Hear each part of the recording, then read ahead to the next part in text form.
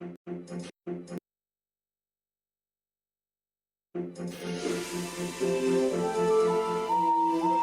up, I'm a busy engine, puffed Henry. Goods arrive night and day at the docks.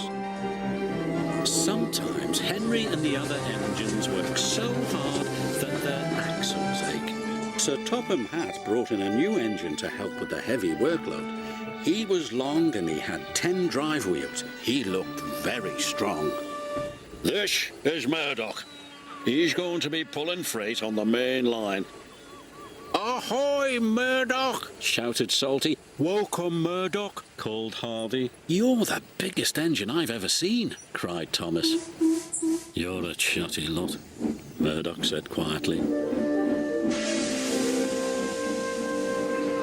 Soon Murdoch was coupled to a long, long line of heavy freight cars. His boiler strained, his wheels started to turn, and the mighty engine chuffed away.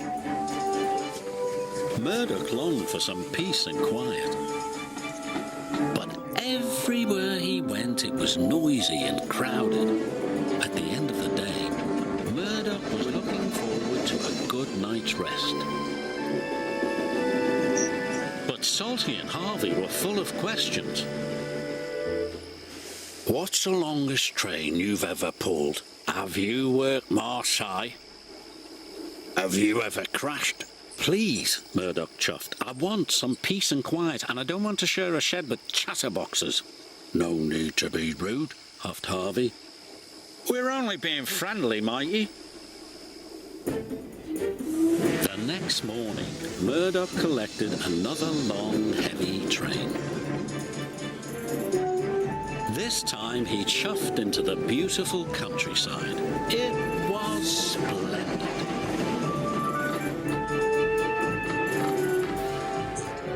At last he had some peace and quiet.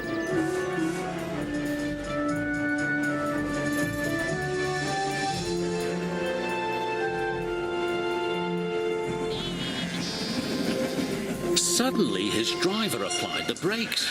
There were sheep on the tracks. The sheep escaped from that field, said the driver. Through that broken fence.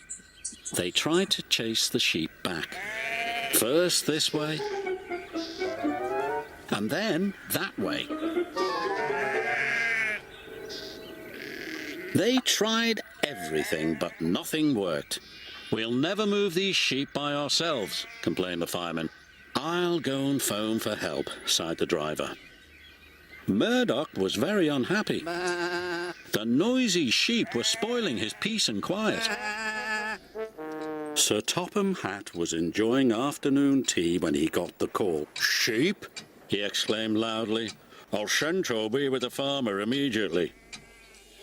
The sheep were becoming noisier and noisier. Please stop, groaned Murdoch. I'd rather be back with the chatterbox engines. Just then, Toby chuffed into view. Toby, exclaimed Murdoch, we're certainly glad to see you. Before long, the farmer and his dog went to work. And the sheep were soon safely back in their field.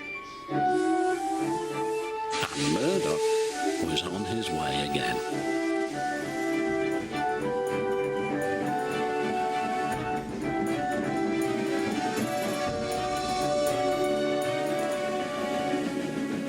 That evening, Murdoch parked between Harvey and Salty, but Murdoch spoke first.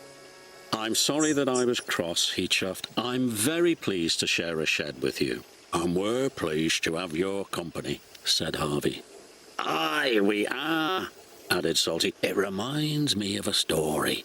Murdoch smiled. The sound of bar, bar, bar would have kept him awake, but a Salty story would send him happily to sleep.